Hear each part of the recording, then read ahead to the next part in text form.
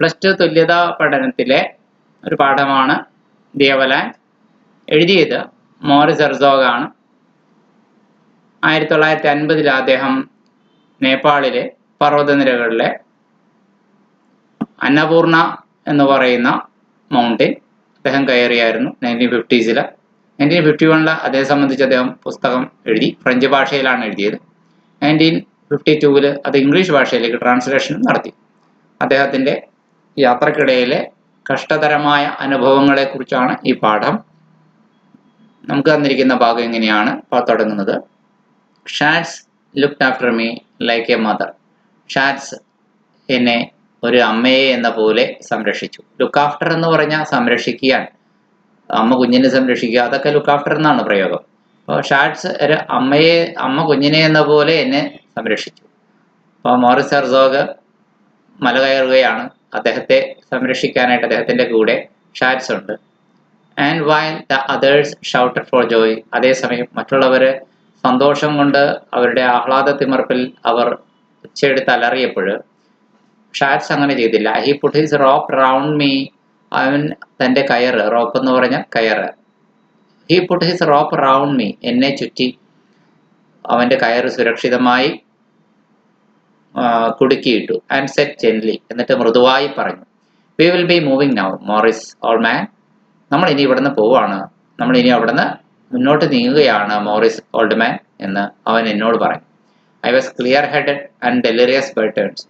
എനിക്ക് ചിലപ്പോഴൊക്കെ ചില നേരം തെളിമയുള്ള ബോധമുണ്ട്, പക്ഷെ ചില നേരം എൻ്റെ തല ആകെ മന്ദീഭവിച്ചിരിക്കും, ഒരു ഉന്മാദാവസ്ഥയിൽ.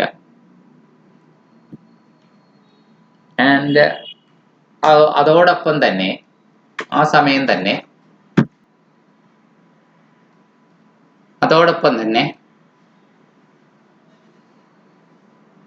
I was clear-headed and delirious by turns, and my eyes seemed glazed. എൻ്റെ കണ്ണുകൾ തിളങ്ങുന്നത് പോലെ അല്ലെങ്കിൽ മൂടിയതുപോലെ തോന്നി. The sky had the deep blue of a extreme altitude.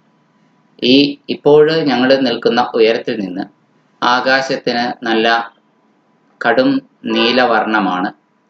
ഇത്രയും ഉയരത്തില്, എക്സ്ട്രീം ആൾട്ടിറ്റ്യൂഡിൽ. എന്താണ് ആൾട്ടിറ്റ്യൂഡ്? സമുദ്രനിരപ്പിൽ നിന്ന് ഒരു സ്ഥലത്തിനുള്ള ഉയരത്തെ പറയുന്ന വാക്കാണ് ആൾട്ടിറ്റ്യൂഡ്. എക്സ്ട്രീം എന്ന് പറഞ്ഞാൽ അങ്ങേയറ്റത്തെ, കൂടിയ, ഉയർന്ന ഈ ഭൂനിരപ്പിൽ നിന്ന് നോക്കുമ്പോൾ സ്കൈ, ആകാശം ഡീപ്പ് ബ്ലൂ ആയിട്ട് തോന്നി. ആകാശത്തിന് ഉണ്ടായിരുന്നു, ആ നീല നിറം ഉണ്ടായിരുന്നു. ഹാഡ് എന്ന് പറഞ്ഞാൽ ഉണ്ടായിരുന്നു എന്നാണ്.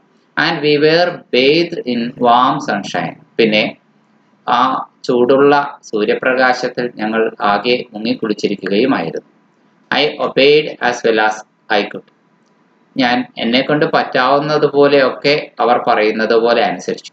ആൻഡ് വിത്ത് ഹിസ് ഹെൽപ്പ്, അവൻ്റെ സഹായത്തോടെ മാനേജ്ഡ് ടു സ്റ്റാൻഡ് അപ്പ്, കഷ്ടിച്ചെഴുന്നേറ്റ് നിൽക്കാൻ എനിക്ക് കഴിഞ്ഞു.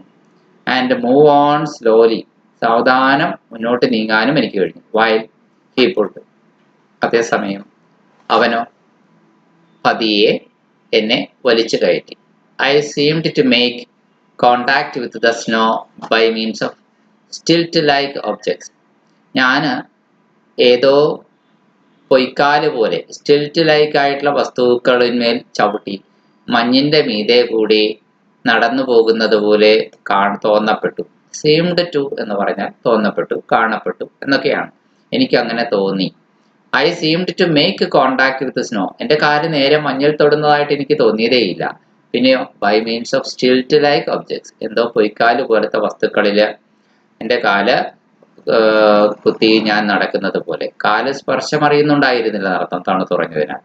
വിച്ച് വെയർ മൈ ലെഗ്സ്, എന്നാൽ ആ പൊയ്ക്കാല് പോലത്തെ ആ വസ്തുക്കൾ വേറൊന്നുമായിരുന്നില്ല, എൻ്റെ സ്വന്തം കാലുകൾ തന്നെയായിരുന്നു.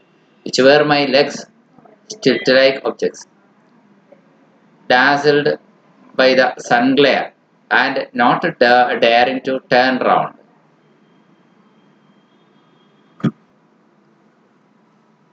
Dazzled by the sun glare and not daring to turn round.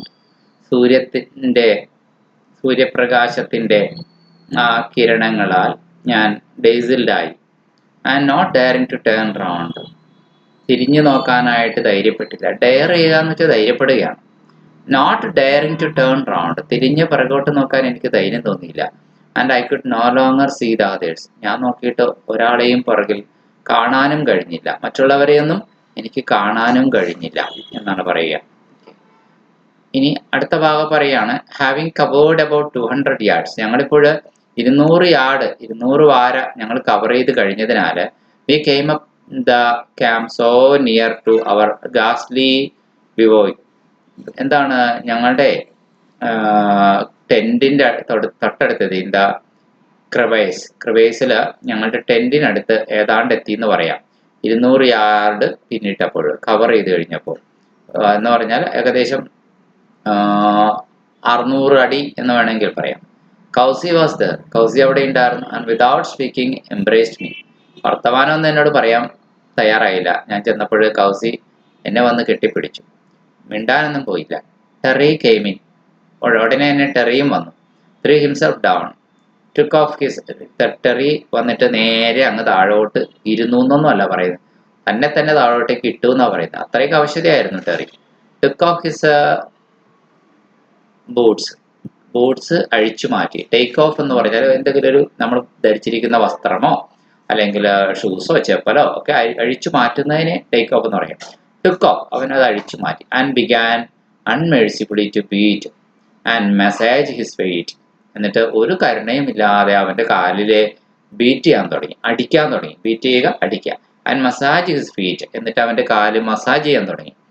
Frost bitten to, തണുപ്പ് ബാധിച്ച്, അതാണ് ഫ്രോസ്റ്റ് ബിറ്റൺ എന്ന് പറയുന്നത്. തണുപ്പ് ബാധിച്ച് കല്ലുപോലെയായി തീർന്ന ആ കാല് അത് അവൻ മസാജ് ചെയ്യാൻ തുടങ്ങി, അതിന്മേൽ അടിക്കാനും തുടങ്ങി. ഇത്രയുമാണ് നമ്മൾ പറയുന്നത്. ടെറിയാണ് ഇപ്പൊ വന്ന് ഇങ്ങനെയൊക്കെ ചെയ്തത്. അടുത്ത പാരഗ്രാഫ് ഇങ്ങനെയാ പറയാ, with the will to live stirring again, ജീവിക്കാനുള്ള ആ ഇച്ഛാശക്തി എൻ്റെ മനസ്സിനെ വീണ്ടും ഇളക്കി മറിച്ചു. I tried to weigh up the situation, ഇതുവരെയുള്ള സാഹചര്യത്തെ ഞാനൊന്ന് വിലയിരുത്തി. വെയ്യപ്പ് ചെയ്യുക എന്ന് പറഞ്ഞാൽ ഒന്ന് അസസ് ചെയ്യുക എന്നർത്ഥം. ഇനി ഇത്രയും വരെയാണ് നമ്മളിപ്പോൾ തൽക്കാലം നോക്കുന്നത്. അടുത്ത ഭാഗം നമ്മൾ പാർട്ട് 2